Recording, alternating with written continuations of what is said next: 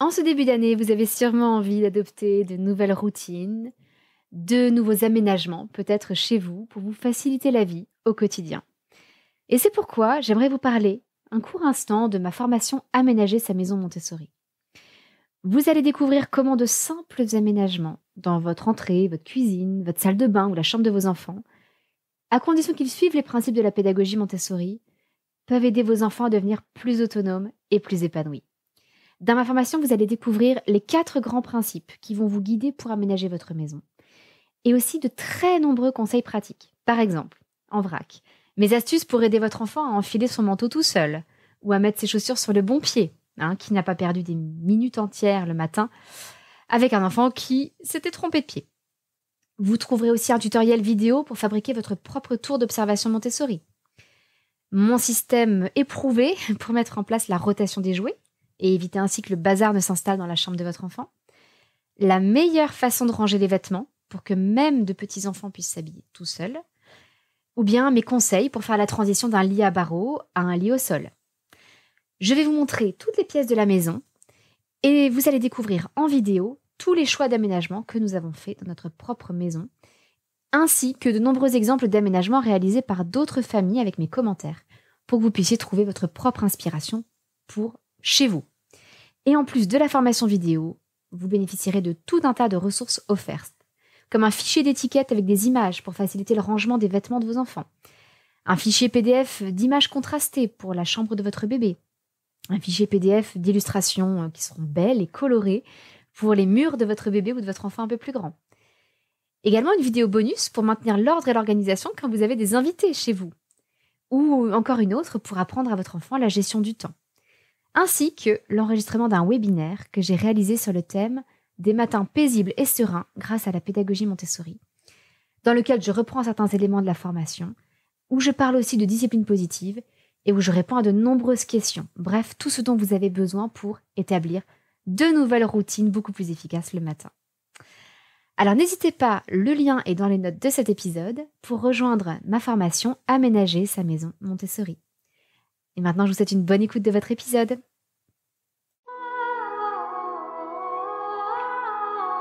Bienvenue sur le podcast des Montessori 7, Montessori à la maison. Je suis Anne-Laure Schneider, formatrice Montessori et maman de 5 enfants instruits en famille. Ma mission, c'est d'aider les parents, les assistantes maternelles, bref, tous ceux que dans notre communauté nous appelons des souricettes, à mettre en pratique la philosophie Montessori chez eux, avec leurs enfants ou les enfants qu'ils gardent. Dans ce podcast, nous parlerons donc de pédagogie Montessori, mais aussi de discipline positive, d'instruction en famille, ce que l'on appelle aussi l'école à la maison, de co-schooling et de bien d'autres choses encore. Aujourd'hui, c'est notre 250e épisode pour ce podcast. Alors, en réalité, un petit peu plus parce qu'il y a un épisode 0. Donc, c'est le 251e épisode, mais c'est celui qui porte le numéro 250. Et je vous avoue que c'est une immense fierté pour moi, de voir ce podcast qui s'est développé, qui a grandi, qui a réuni un public sans cesse renouvelé. Et je vous dois tout ça à vous tous qui m'écoutez aujourd'hui, qui m'avez écouté par le passé, qui allez m'écouter dans le futur. Et vraiment, je vous en remercie de tout cœur. Si durant ces 251 épisodes, ce podcast a pu vous aider, je vous serai extrêmement reconnaissante, à l'occasion de ce chiffre un peu particulier. Si vous vouliez bien mettre un avis sur ce podcast, sur votre plateforme d'écoute préférée, il y a au moins Apple Podcast qui permet de mettre une note sous forme d'étoile et d'ajouter un commentaire, mais il y a 2-3 autres plateformes qui le permettent aussi. Et si vous pouviez peut-être partager un de vos épisodes préférés avec un membre de votre famille, avec des amis, souvent sur les groupes WhatsApp, c'est très facile de se partager des épisodes de podcast. Voilà, je vous en serais extrêmement reconnaissante. Ça contribuerait à permettre à ce podcast de continuer. Et peut-être qu'on atteindra un jour, je sais pas, les 300, 400, 500 épisodes. Ça serait quelque chose d'assez extraordinaire. En tout cas, je suis vraiment, vraiment heureuse de ce projet, de ce podcast qui dure. Il y a tellement de podcasts qui s'arrêtent au bout de quelques épisodes que vraiment, vraiment, c'est une immense satisfaction pour moi de le voir se poursuivre. Moi-même, j'ai parfois du mal à poursuivre des projets sur le long terme. Souvent, j'aime bien passer à autre chose, j'aime bien lancer de nouvelles initiatives. Et j'avoue que le système du podcast me plaît énormément. C'est quelque chose que j'utilise moi-même énormément. J'écoute beaucoup de podcasts. Et donc, je suis ravie de vous proposer ces épisodes, ce mode d'information. Et j'espère qu'il vous plaît à vous aussi. Sachant que ça fait depuis 2020, donc on est à 4 ans et demi d'existence de ce podcast. Allez, attaquons le thème d'aujourd'hui autour du co-schooling au collège avec un cours par correspondance. Alors le co-schooling, je vous en ai déjà parlé il y a quelques temps. Et si vous ne voyez pas ce que c'est, je vous encourage évidemment à aller écouter l'épisode de 218 ou à lire l'article associé à l'épisode 218 sur le sujet précis du co-schooling. Mais si vous n'avez pas le temps d'aller l'écouter, simplement en quelques mots, le principe du co-schooling, c'est un terme un peu nouveau qu'on a mis sur quelque chose d'assez ancien. Ça consiste ou bien à aider son enfant, souvent de façon un peu créative, à mieux comprendre ses cours et à faire ses devoirs, par exemple en utilisant d'autres supports, en rendant les apprentissages plus concrets, etc. Ou alors, le co-schooling, ça sert aussi à compléter les enseignements reçus à l'école, à proposer d'autres apprentissages à côté de l'école. Et aujourd'hui, j'aimerais aborder plus spécifiquement le sujet du co-schooling au collège et au lycée, donc dans le secondaire, et en particulier avec un cours par correspondance. Parce que je crois qu'avec 5,6 millions d'élèves inscrits dans le secondaire, et des parents, alors pas tous les parents, mais j'observe quand même une belle portion des parents qui souhaitent davantage s'impliquer dans l'éducation de leurs enfants, je pense que ça concerne beaucoup de monde. Et même parmi les familles qui ont choisi l'instruction en famille, donc l'IEF ou l'école à la maison, j'observe souvent une rescolarisation des enfants pour le collège, parce que l'entrée au collège, c'est une transition qui est un petit peu délicate. Les parents se sentent souvent moins compétents pour accompagner les apprentissages à ce niveau-là, et encore plus dans toutes les matières. Parce que c'est tout à fait compréhensible, on commence à atteindre un niveau plus poussé, et même si on a des connaissances généralistes en sciences naturelles, en histoire, en géographie, etc., c'est beaucoup plus difficile quand il s'agit d'enseigner les choses à un niveau collège ou lycée. Donc il y a des parents qui, par exemple, poursuivent le choix de l'IEF au collège et au lycée, mais avec un cours par correspondance complet. Donc ça, j'en reparlerai dans quelques mois. C'est notre cas, d'ailleurs, avec notre aîné. Et en parallèle, il y a d'autres familles qui, pour d'autres raisons secondaires, font rejoindre le système classique à leur enfant. Par exemple, pour éviter les coûts, parce que oui, un cours par correspondance, c'est coûteux par rapport à une école publique, un collège public qui serait gratuit. On peut aussi avoir un enfant qui a grandi et puis qui, du coup, peut faire un petit peu plus de trajet pour se rendre dans un collège privé ou public qui correspond mieux au choix de la famille, par exemple, avec des choix d'options qui sont intéressants pour l'enfant. Il y a aussi le passage à l'adolescence, qui fait que certains enfants ont besoin de passer plus de temps avec des pairs de leur âge. Donc, toutes ces raisons-là peuvent faire que des familles en IEF rescolarisent leurs enfants. Et donc, en ce qui nous concerne, nous avons fait le test d'une année de 6e au collège public de notre secteur. Une année où j'avais besoin de me concentrer sur mon travail pour les Montessori 7. Et suite à cette année-là, notre fils nous a demandé de le déscolariser à nouveau. Et ça fait maintenant 3 ans qu'il suit un cours par correspondance qui s'appelle EIB à distance. Nous avons fait le choix, en ce qui nous concerne, d'une scolarité complète avec EIB à distance. Mais c'est aussi un cours qui propose des matières à la carte. Et il me semble que pour de nombreuses raisons et dans de nombreuses situations que je vais vous détailler justement aujourd'hui, ça peut être particulièrement intéressant pour faire du co-schooling en collège et au lycée. Alors je dois vous dire que nous n'avions déjà pas choisi ce cours par correspondance au hasard quand nous l'avons inscrit en 2022. Et nous avons maintenant suffisamment de recul pour que nous puissions partager notre avis dessus. Et j'en profite pour vous annoncer que j'ai noué un partenariat rémunéré avec les cours EIB à distance. Mais là, il faut que je vous en dise un petit peu plus sur la façon dont ce partenariat s'est formé.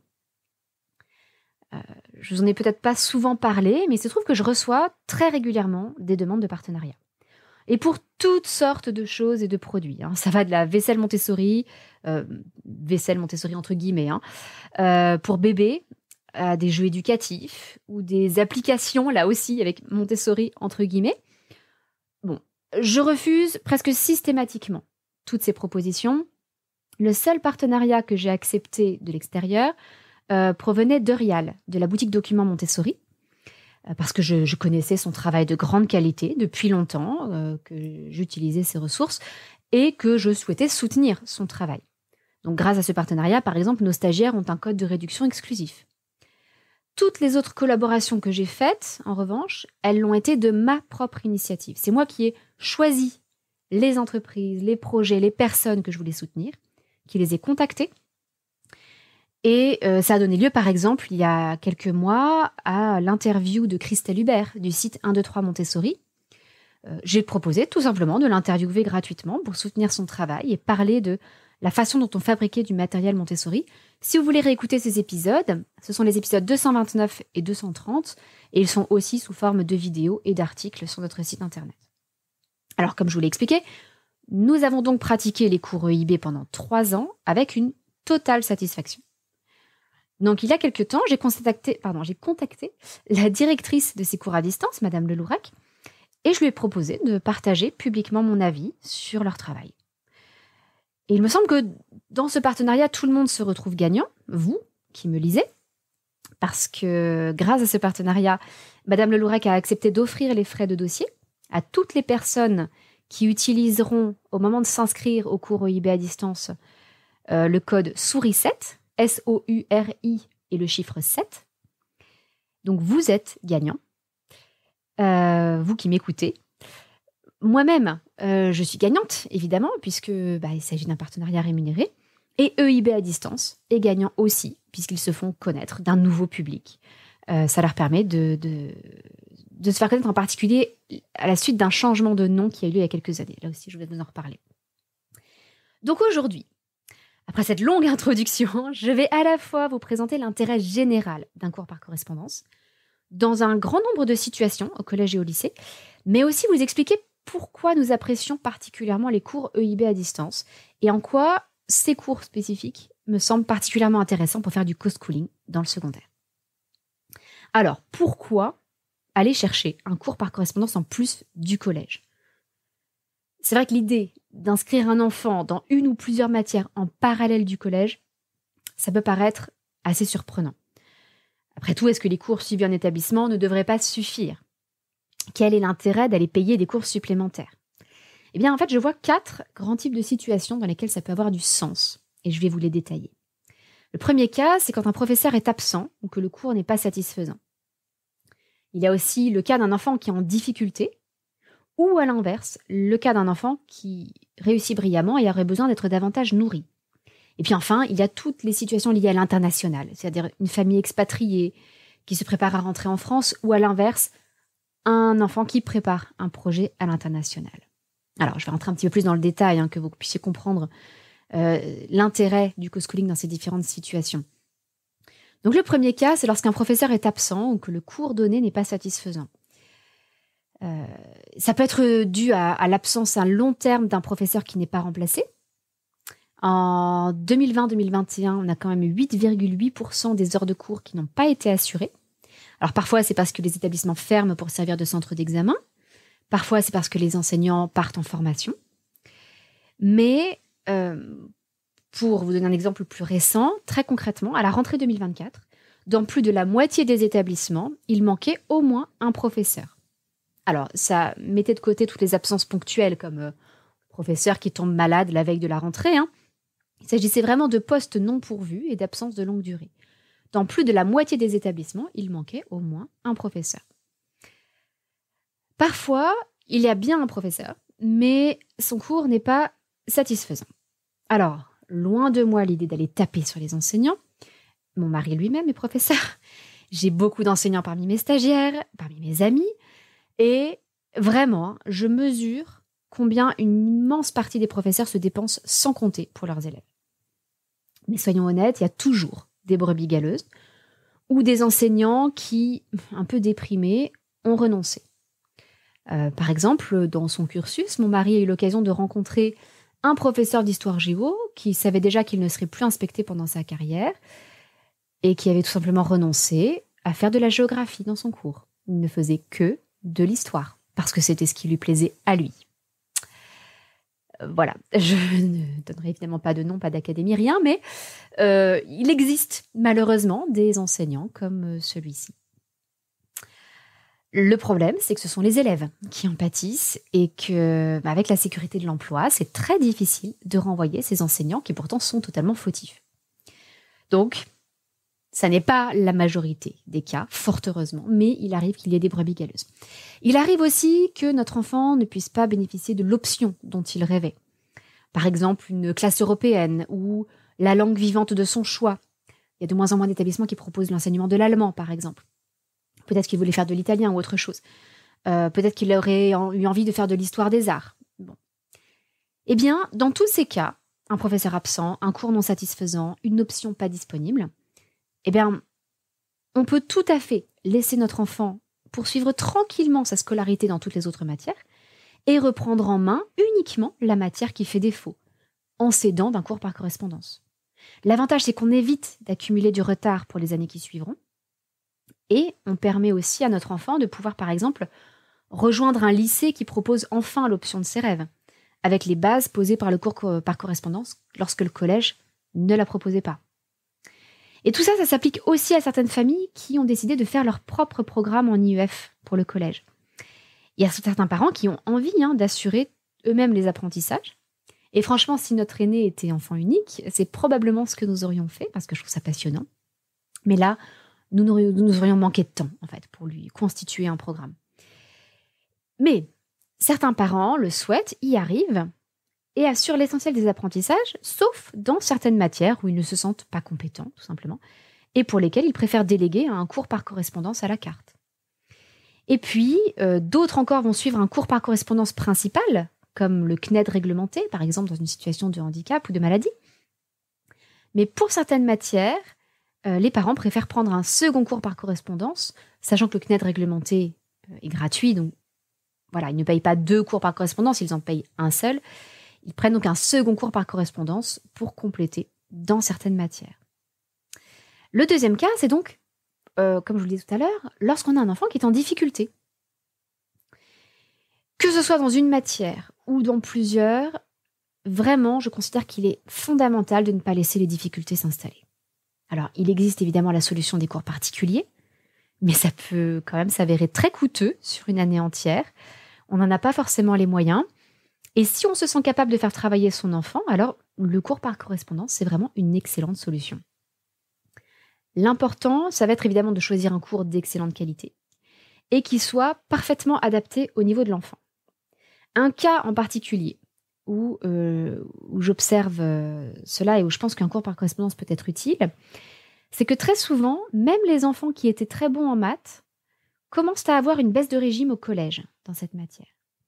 Et le souci avec les maths, c'est que chaque année approfondit et construit sur la base des années précédentes. Par exemple, en 6e, on travaille sur les fractions et les nombres décimaux. OK. En 5e, on apprend à utiliser ce qu'on appelle des expressions littérales avec des lettres, comme 5A ou 3B ou x plus 2. Ça, ce sont des expressions littérales. En 4e, on apprend à utiliser les puissances. Et on commence à résoudre des équations avec les expressions littérales qu'on a vues en 5e. Par exemple, x plus 2 égale moins 1. Et en 3e, l'élève doit pouvoir manipuler maintenant des puissances de fractions ou résoudre des équations avec des fractions. Et au lycée, on va encore plus loin parce qu'on introduit les notions de fonction, de limite, entre autres. Et tout ça repose là encore sur toutes les notions acquises précédemment, sur les puissances, les fractions, les expressions littérales, etc. Là où, dans d'autres matières, comme en histoire, ça passe davantage inaperçu si on a des lacunes pendant une année, par exemple si on ne maîtrise pas le programme de 5e sur le Moyen-Âge et sur le début des temps modernes, donc le 16e, 17e siècle, ça n'empêchera pas de pouvoir s'en sortir assez brillamment au brevet qui porte sur le 20e siècle.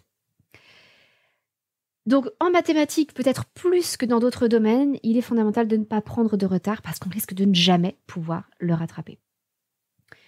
Là où, en histoire, évidemment, il y a un travail de méthodologie qui se fait de façon continue, mais les contenus, eux, sont relativement disjoints. Donc si votre enfant commence à avoir des difficultés, en particulier en mathématiques, je vous conseille vraiment de ne pas perdre de temps et de reprendre les choses en main au plus vite. Parce que plus on s'y prend tôt, moins il y a de retard à rattraper.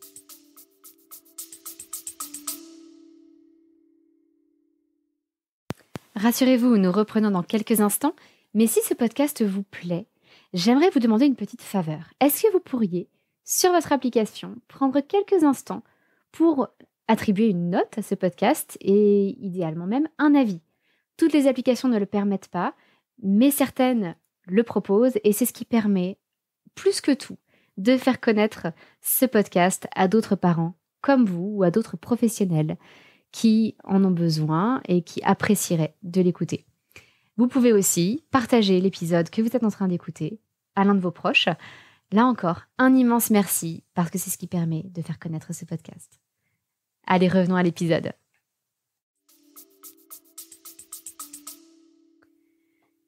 On parle souvent des inégalités sociales en France et de leur impact sur la réussite scolaire des enfants. Et je crois que malheureusement, ça n'est pas un hasard si les inégalités sociales engendrent de grandes différences dans le niveau scolaire des enfants. C'est tout simplement que les parents des milieux socioculturels plus élevés accordent une grande importance à tous ces apprentissages académiques et ils vont suivre ça de très très près avec leurs enfants. Ça peut être en passant beaucoup de temps avec eux pour les aider à faire leurs devoirs, en leur payant des cours particuliers dans les matières où ils sont en difficulté, ou, là encore, en leur faisant suivre un cours par correspondance en parallèle du collège ou du lycée. C'est quelque chose que je déplore. Je préférerais que tout le monde ait les moyens, avec l'école publique, de réussir brillamment. Malheureusement, on n'en est pas encore là en France. Donc ça, c'était le deuxième cas où un cours par correspondance peut être utile quand un enfant est en difficulté. À l'inverse, vous avez peut-être un enfant qui s'en sort brillamment au collège ou au lycée, mais qui s'ennuie. C'est quelque chose de typique, en particulier des enfants à haut potentiel intellectuel, qui surfent parfois assez tranquillement sur leur programme scolaire et ils n'apprennent pas à travailler. Alors pour ce genre d'enfants, il y a deux choses qui peuvent être intéressantes. Leur proposer par exemple un approfondissement des matières qu'ils travaillent déjà à l'école. C'est-à-dire suivre le même programme, mais avec des exercices plus compliqués, qui vont nécessiter peut-être un peu plus de créativité ou des connaissances et des compétences plus pointues. Par exemple, un programme de français plus exigeant, avec des lectures qui nécessitent un vocabulaire plus riche ou une maîtrise grammaticale parfaite. Ou encore un programme de maths qui ne se contente pas d'une application directe du cours, mais qui fait vraiment réfléchir les élèves. Ou encore un programme d'anglais bilingue, dans lequel on va lire des livres entiers en anglais et où on découvre en détail la culture des pays anglophones. À chaque fois, ça va permettre d'aller plus loin, mais sans faire double emploi avec le collège. Donc il ne s'agit pas de démarrer par exemple le programme de l'année suivante, mais d'approfondir le programme de l'année en cours. Il peut aussi être intéressant de proposer à ces élèves brillants de suivre une ou plusieurs options qui ne sont pas forcément proposées dans son établissement. Ça peut être du latin, du grec, une troisième langue vivante, du chinois, de l'histoire des arts, etc. Parce que là encore, ça va être une bonne stimulation pour ces élèves qui ont un parcours généralement un peu trop facile. Et ça leur permet de leur apprendre à travailler. Parce que comme le niveau est plus exigeant, ils ne peuvent pas se contenter de relire vaguement leurs cours. Ils vont vraiment devoir travailler et ça va leur permettre d'étendre les apprentissages latéralement plutôt que de leur faire prendre de l'avance sur le programme des années ultérieures. Parce que ça ne ferait que repousser le problème et le renforcer l'année suivante, puisqu'ils s'ennuieraient encore plus l'année suivante, puisqu'ils auraient déjà vu le programme. Donc, vraiment, prendre une ou deux matières dans un cours par correspondance, ça peut permettre à ces enfants qui ont besoin d'être nourris de progresser davantage. Quatrième situation, je pense que ça a un fort intérêt de faire du co-schooling au collège ou au lycée, c'est quand la famille est expatriée ou qu'elle prépare un projet à l'international.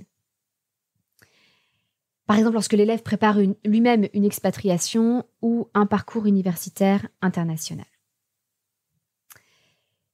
Par exemple, quand on a une famille qui est expatriée pour quelques années et que l'enfant suit les cours d'un établissement local sur place, mais qu'il a envie de conserver son niveau de français pour préparer un futur retour en France, ça peut être intéressant de suivre les cours de français d'un cours par correspondance. Ou encore lorsque l'établissement local ne suit pas le même programme que la France dans certains domaines. C'est le cas par exemple aux États-Unis où le parcours dans le secondaire se fait beaucoup plus à la carte. Et il se trouve qu'un élève peut parfois arrêter une matière bien plus tôt qu'en France.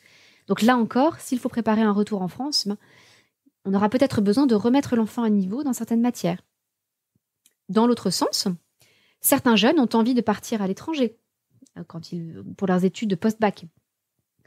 Et bien, ils peuvent s'y préparer en passant la certification Cambridge en anglais, par exemple, ou en passant le bac américain en plus du bac français, enfin l'équivalent du bac américain, en plus du bac français. C'est ce qu'on va appeler un dual diploma.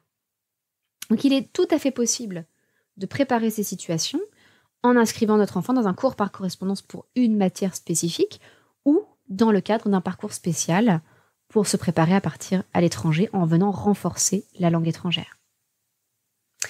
Alors maintenant qu'on a pu voir les différentes situations, il y en a peut-être d'autres auxquelles je n'ai pas pensé. En tout cas, toutes ces situations me paraissent particulièrement intéressantes pour faire du co-schooling avec son enfant, mais il ne faut pas le faire n'importe comment.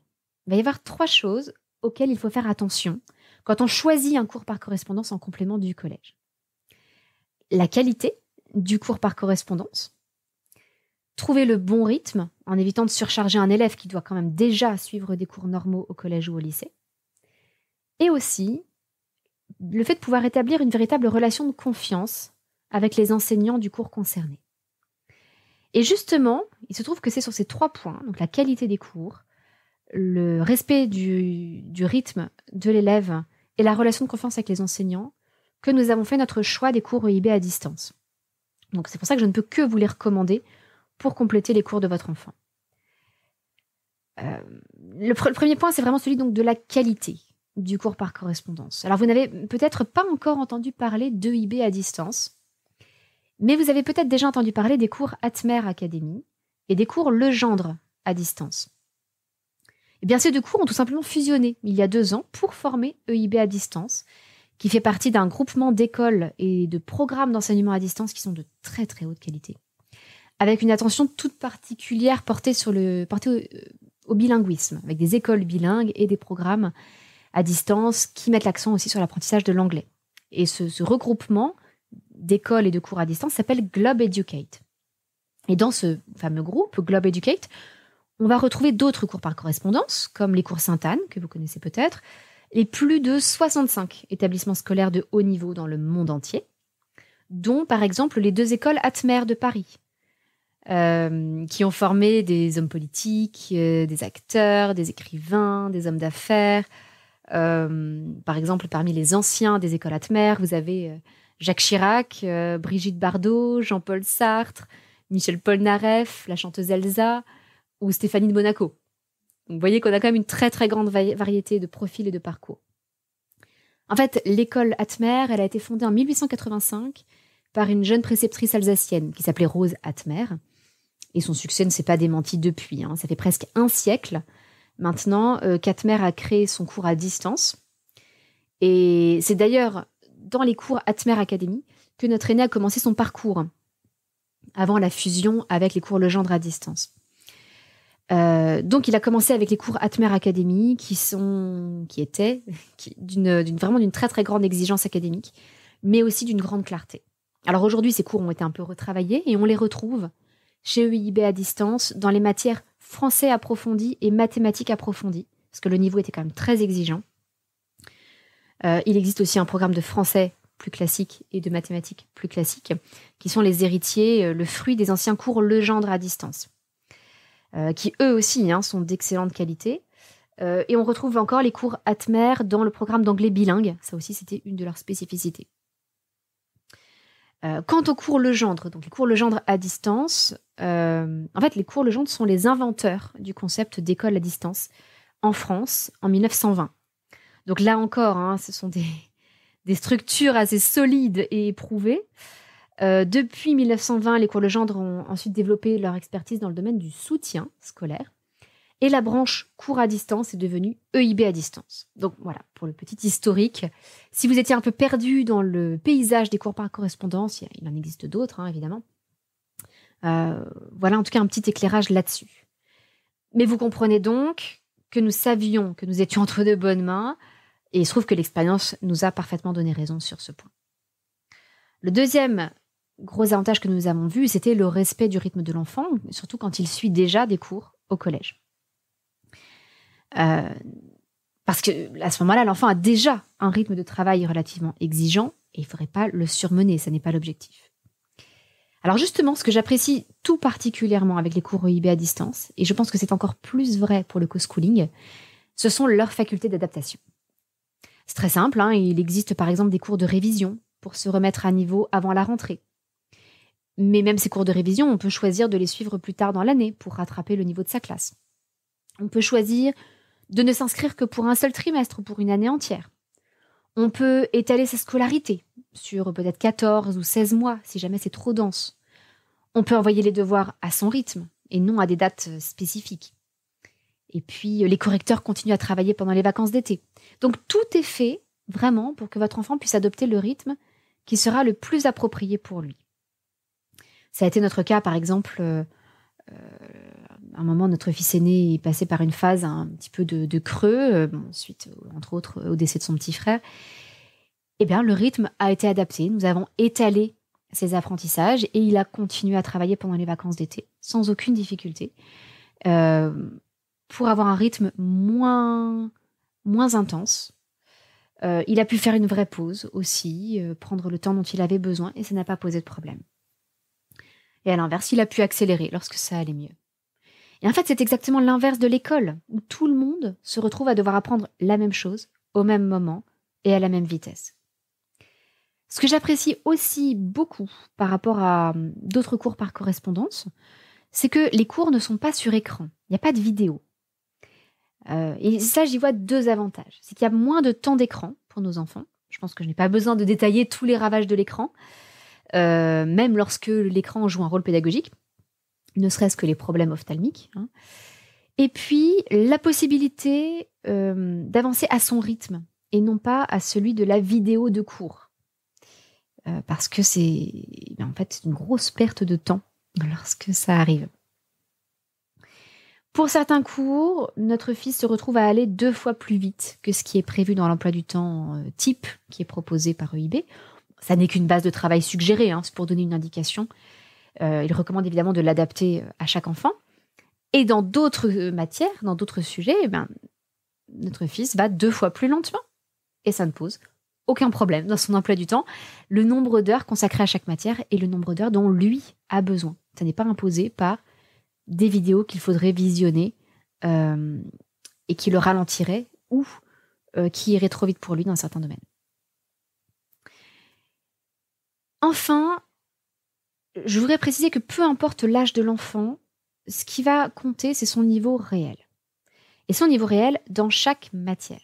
C'est-à-dire que vous pouvez tout à fait inscrire votre enfant de 4e à un cours de 5e, si c'est ce dont il a besoin dans telle matière, ou à l'inverse, l'inscrire par exemple à un cours d'histoire des arts de 3e pour le stimuler davantage. Encore une fois, c'est le cours qui doit s'adapter à l'élève et non l'inverse. Et ça, c'est vraiment le cœur de ma vision de l'éducation, mais depuis toujours. Et c'est entre autres ce qui m'a conduite à la pédagogie Montessori dès le départ. Donc je trouve qu'il y a vraiment une continuité avec la pédagogie Montessori que pour ma part nous appliquons jusqu'à la fin du primaire. Et le 3e point, c'est qu'il est important de pouvoir établir une relation de confiance avec les enseignants. Et ça peut vous paraître paradoxal, je l'admets totalement, mais nous avons bien plus de relations avec les enseignants de notre fils que nous n'en avions lorsqu'il était en 6e, scolarisé. Pour ça, je trouve que le fonctionnement de EIB à distance est extrêmement bien fait. Alors, je vais vous expliquer un petit peu comment ça marche. Tout d'abord, on inscrit son enfant en ligne. Alors, surtout, si vous le faites, utilisez le code SOURI7, S-O-U-R-I et le chiffre 7 pour être dispensé des frais de dossier.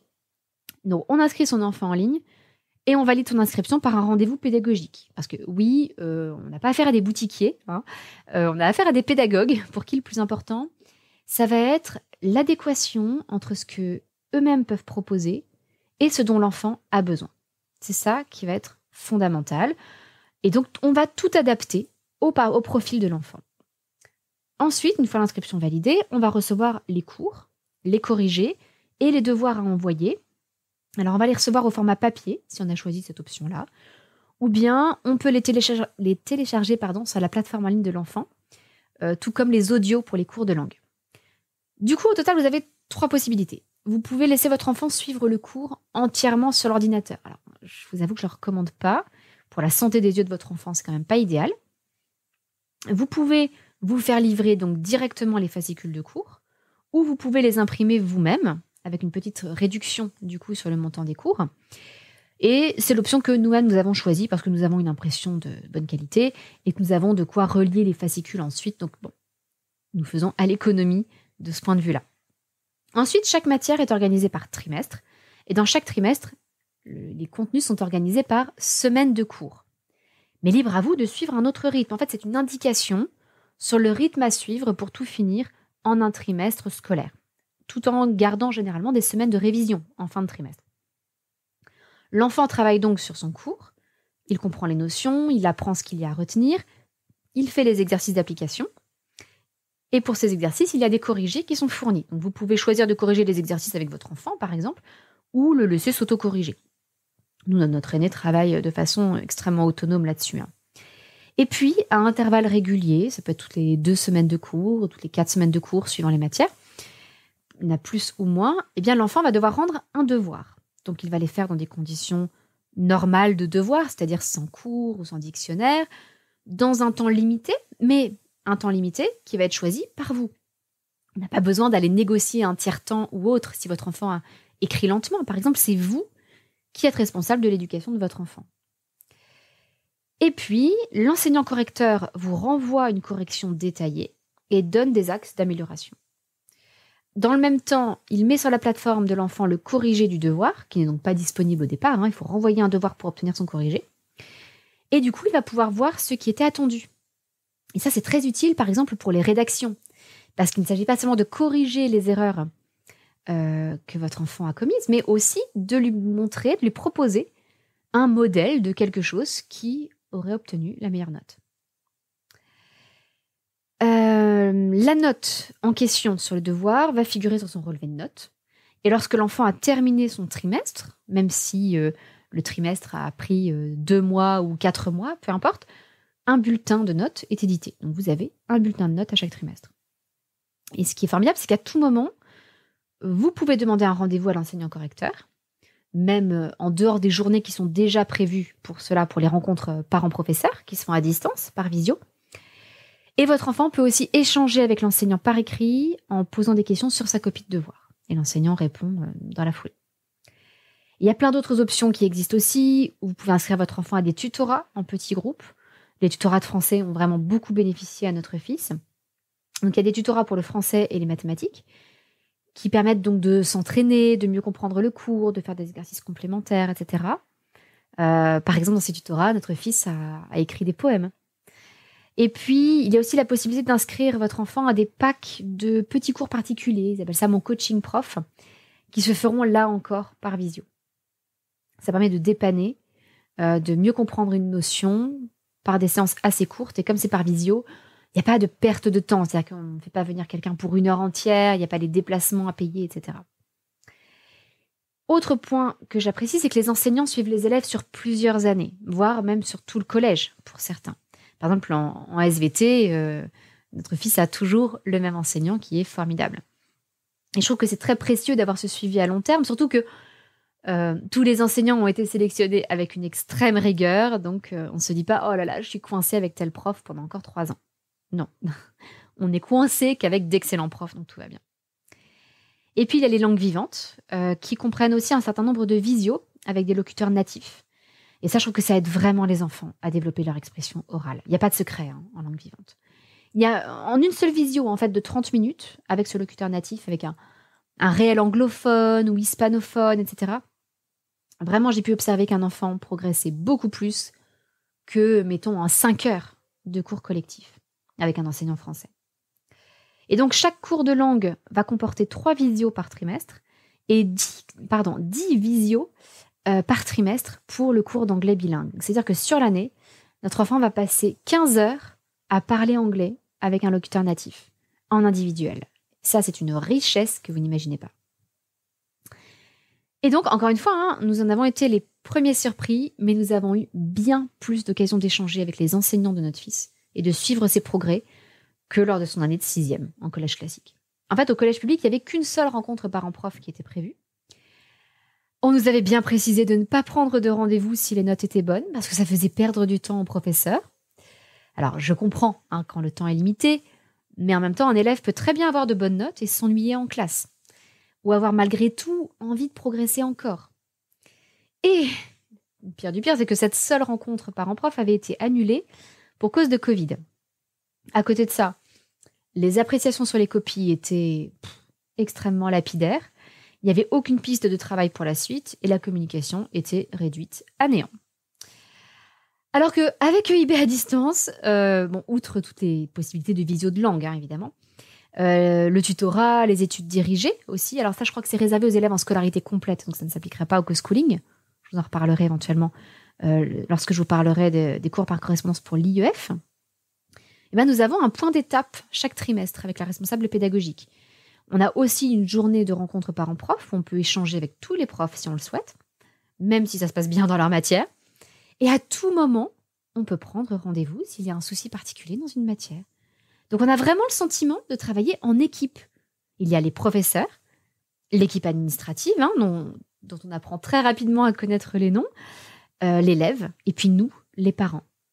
Et au fond, c'est un véritable travail de coéducation pour le bien de l'enfant. Et ça, vous savez combien ça me tient terriblement à cœur.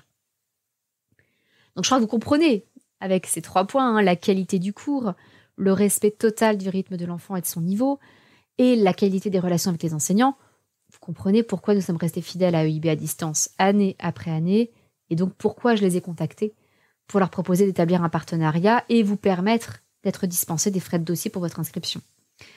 Je vous rappelle le code, parce que mon podcast est long, je pense que c'est important de vous le rappeler régulièrement. Il est dans les notes de cet épisode, c'est le code SOURI7, S-O-U-R-I et le chiffre 7. Alors, pour terminer, comme chaque situation est différente et que la diversité des familles, des enfants, des parcours, c'est justement au cœur de l'idée même de co-schooling, j'ai envie de vous proposer quelques exemples, quelques études de cas, si vous voulez, pour voir comment on peut mettre tout ça en application concrètement. Imaginons par exemple que le professeur de physique-chimie de votre enfant en 4e parte en congé maternité en décembre et ne soit pas remplacé pour les 6 mois à venir. Vous pouvez l'inscrire en physique-chimie chez EIB pour les trimestres 2 et 3 de l'année de 4e. Avant, vous pouvez vérifier avec l'équipe pédagogique que ça correspond bien au programme qui n'a pas encore été assuré par l'enseignante, parce que parfois on suit un ordre un peu différent entre les différents thèmes qui sont au programme. Et si besoin, vous l'inscrirez peut-être plutôt au trimestre 1 et 3, peu importe. Ou peut-être que votre enfant avait envie de faire de l'allemand en 5e, mais que seul l'espagnol est proposé par son établissement. Vous pouvez l'inscrire en allemand LV2 5e chez EIB et lui permettre de développer une 3e langue qu'il pourra par exemple reprendre en tant que LV2 au lycée, si celui-ci propose enfin de l'allemand. Il est possible aussi que votre enfant qui est en 4e ait des difficultés en français, peut-être parce qu'on ne lui a pas permis de poser de bonnes bases au primaire ou en 6e en grammaire. Peut-être que vous pourriez reprendre ces bases, par exemple avec le cours de français approfondi de 6e, qui pose vraiment d'excellentes fondations grammaticales et qui fait énormément travailler la rédaction. Peut-être aussi que votre enfant désire changer de LV2 et passer de l'allemand à l'espagnol en 3e, mais qu'il lui manque les bases. Vous pouvez l'inscrire au cours de 5e. Le cours de 5e va correspondre en fait à la première année d'espagnol, même si votre enfant est en réalité en 3e. Et du coup, vous allez pouvoir lui faire travailler l'espagnol de façon intensive pendant quelques mois, puis enchaîner avec le cours de 4e d'espagnol pour rattraper petit à petit le niveau de 3e qui sera attendu dans sa classe. J'ai aussi le cas d'une amie qui a des enfants en IEF et qui à un moment avait des enfants en IEF y compris au collège, et elle assurait toutes les matières sauf l'allemand, pour lequel elle les a inscrits chez EIB à distance parce qu'elle-même avait fait de l'espagnol. Peut-être aussi que vous avez un enfant brillant mais qui s'ennuie. Et là, vous avez vraiment une myriade de possibilités. Vous pouvez par exemple lui proposer un approfondissement dans une matière où il est un peu moins fort. Par exemple avec ce fameux cours de français approfondi, qui encore une fois va lui permettre d'atteindre un très haut niveau en rédaction. Même chose avec les mathématiques approfondies. Vous pouvez aussi lui proposer une option supplémentaire qui va l'intéresser. Peut-être le latin ou le grec, qui combine à la fois une très grande rigueur dans l'apprentissage de la langue, dans la version EIB à distance, et aussi un très fort accent sur la culture et l'histoire de la civilisation. Et souvent, les profils d'enfants qui ont pas, par exemple, un haut potentiel intellectuel, se passionnent pour la mythologie, donc c'est particulièrement intéressant. Idem avec l'option Histoire des arts, en 3e. Les cours de latin peuvent aussi être assez complémentaires des cours de culture et langue de l'Antiquité, qui sont très sommaires au niveau linguistique, au niveau des déclinaisons, etc. Là, on va vraiment un peu plus loin, donc même si votre enfant fait déjà du latin au collège, l'option latin chez EIB peut lui permettre d'aller plus loin. Donc, comme je l'ai dit, il y a aussi l'histoire des arts, en 3e, c'est l'histoire des arts du XXe siècle, qui pose aussi des bases en histoire des arts pour les autres époques. Ça peut être vraiment une très belle ouverture à votre enfant s'il est intéressé. Et vous avez aussi la possibilité assez intéressante de proposer à votre enfant une 3e langue vivante. Et là, sur ce point, EIB à distance propose, au-delà des classiques allemands et espagnols, l'apprentissage du chinois. Et d'ailleurs, je voulais mettre un peu l'accent dessus parce que le chinois est enseigné chez EIB avec une méthode extrêmement intéressante qui a été développée en 2017 par une chinoise qui avait épousé un Français et qui voulait apprendre sa langue de façon un peu plus ludique à ses 2 garçons. En gros, pour faire simple, au lieu d'apprendre les idéogrammes, donc les signes chinois qui correspondent à chaque fois à des mots, au lieu d'apprendre ces idéogrammes de façon globale, ils sont décomposés en petits éléments plus simples, des clés. Par exemple, pour écrire le mot racine ou origine en mandarin, on écrit la clé arbre et on trace un trait horizontal vers le bas, là où se trouvent les racines de l'arbre. Et du coup, le fait de décomposer ces idéogrammes en clés, déjà on comprend comment les mots sont formés et on peut voir ça un petit peu comme une méthode syllabique, mais pour le mandarin. Et il y a un double intérêt à proposer cette langue, en particulier à un enfant HPI, c'est qu'évidemment, il y a l'aspect culturel et civilisationnel qui sont passionnants, mais il y a aussi la partie graphique. Parce que les élèves HPI ont souvent beaucoup plus de difficultés au niveau de l'écriture. Or, le chinois ne tolère pas l'à peu près dans le graphisme. Chaque idéogramme doit être extrêmement précis, sinon on risque de signifier autre chose. Donc c'est un excellent entraînement à l'écriture parce que l'enfant va être porté par le plaisir d'apprendre une nouvelle langue qui au passage est la plus parlée dans le monde par des locuteurs natifs. Donc c'est quand même extrêmement intéressant. Il y a une autre possibilité, par exemple si vous avez un enfant qui rêve plus tard d'aller étudier en Angleterre, aux États-Unis ou au Canada. J'ai justement échangé récemment avec 2 cousins qui étudient en ce moment même respectivement à Oxford et à l'université de Toronto. Vous pouvez commencer par inscrire votre enfant en anglais bilingue à partir de la 6e pour développer son niveau de langue, et puis peut-être ajouter une préparation à la certification Cambridge quand il sera prêt. Ce sera un élément pour lui permettre de partir plus facilement à l'étranger. À l'inverse, vous êtes peut-être dans la situation d'un autre de mes cousins, et peut-être que votre famille part 1 ou 2 ans à l'étranger, en sachant qu'elle reviendra ensuite en France. À ce moment-là, vous pouvez inscrire votre enfant en cours de français chez EIB à distance pour qu'il maintienne son niveau. Et vous pouvez éventuellement, pendant les dernières vacances d'été qui précéderont votre retour, faire une petite remise à niveau en français dans une ou plusieurs matières pour qu'il ait le bon vocabulaire à son retour en France. Parce que quand on a appris la SVT, la physique, etc., en anglais ou en allemand ou dans une autre langue, c'est un petit peu difficile de revenir à une version en français. Peut-être aussi, alors c'est un cas un peu plus spécifique, mais peut-être aussi que vous avez un lycéen qui veut passer le Dual Diploma. Donc, comme je vous l'ai dit, c'est l'équivalent du bac américain en plus du bac français. Ça veut dire à ce moment-là qu'en plus du parcours spécifique, en anglais, histoire américaine, etc., il va devoir valider 18 crédits qui correspondent aux différentes matières en français. Sauf qu'avec le jeu des options et des spécialités, votre enfant n'aura peut-être pas assez de bulletins trimestriels pour valider ses crédits. Par exemple, s'il n'a pas choisi de spé maths en première et en terminale. Vous pouvez alors l'inscrire juste pour cette matière chez EIB et puis lui permettre du coup de compléter son dossier.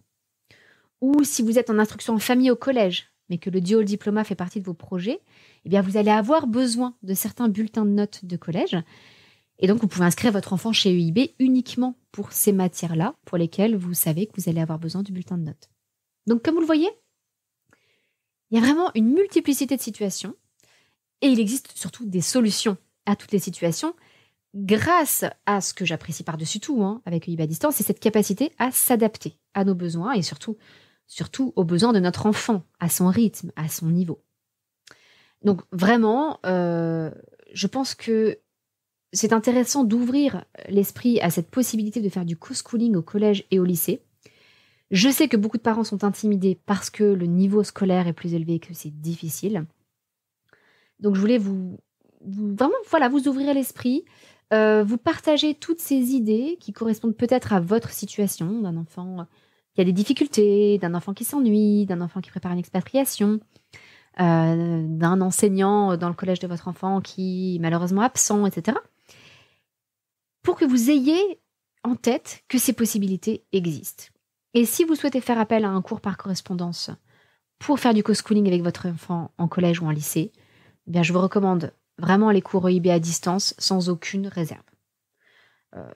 Honnêtement, je pense que après 250 épisodes, vous commencez à me connaître. Si nous n'avions pas été totalement satisfaits depuis 3 ans, nous aurions tout simplement changé de structure. D'autant plus que nous avons des amis qui utilisent d'autres cours par correspondance au collège, donc on a pu comparer les contenus, les formats, les possibilités d'aménagement, et nous sommes restés fidèles, donc d'abord à Atmer, et ensuite, après leur fusion avec les anciens cours Legendre à distance, à EIB à distance. Donc si vous décidez d'inscrire l'un de vos enfants, même si c'est pour une seule matière, n'oubliez pas d'utiliser votre petit code SOURI7, SOURI chiffre 7, pour être dispensé des frais de dossier au moment de votre inscription. Ça serait quand même dommage de vous en passer. J'espère vous avoir donné de nouvelles idées, vous avoir inspiré peut-être. Et je vous souhaite surtout de pouvoir apporter exactement ce dont votre enfant a besoin au moment où il en a besoin. C'est tout pour aujourd'hui. Je vous souhaite une excellente semaine. Votre petite sourisette, Anne-Laure.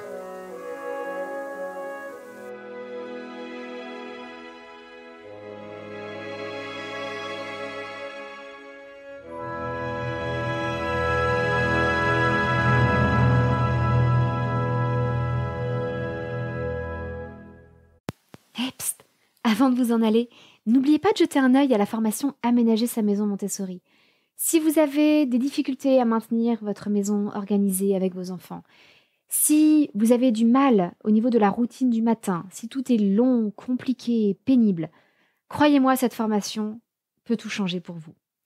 On m'a souvent dit que rien que le chapitre sur l'entrée de la maison avait suffi à révolutionner la vie de famille. Et ce n'est que l'un des multiples chapitres que l'on aborde.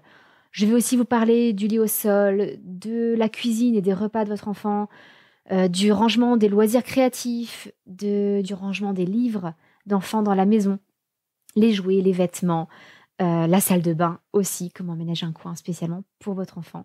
À chaque fois, vous êtes guidé pas à pas et croyez-moi, ça peut réellement changer votre vie de famille. Donc j'espère que vous y jetterez un petit coup d'œil et que cela va vous inspirer pour démarrer votre rentrée du bon pied. À très bientôt!